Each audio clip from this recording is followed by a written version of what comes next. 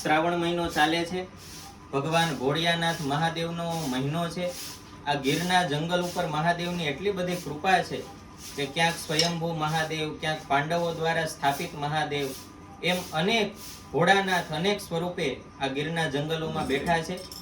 આજે અમે એવા જ એક પ્રાચીન સ્થાન ટપકેશ્વર મહાદેવે આવ્યા છીએ. આપણી સાથે આ જગ્યાના પૂજારી મહંત પૂજ્ય વિમલાનંદજી બાપુ છે અને આપણે એમના મુખે જ સાંભળીએ કે આ સ્થાનનો મહિમા શું છે. તો બાપુ, આ ટપકેશ્વર મહાદેવનું પ્રાગટ્ય કઈ રીતે થયું હતું?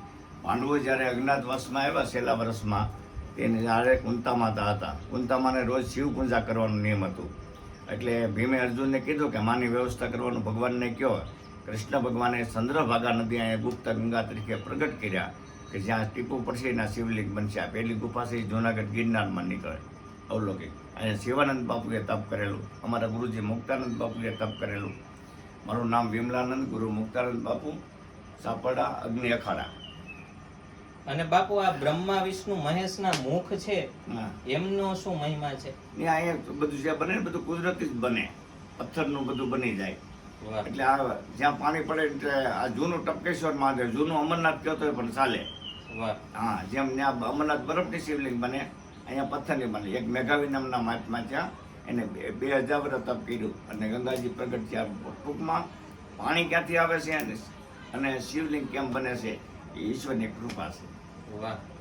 પ્રકૃતિ જ એમના પરમેશ્વરની પૂજા કરી રહી છે. તમે આ જોઈ શકો છો, પૂર્ણ પ્રકૃતિના આશ્રયે આવા સંતોના સાનિધ્યમાં મહાદેવ વિરાજે છે. આવો ધૂણો ધખે છે, અહો અખંડ તપન ધૂણો ધખાયો છે અનેકના અંતરને ઠારવાને.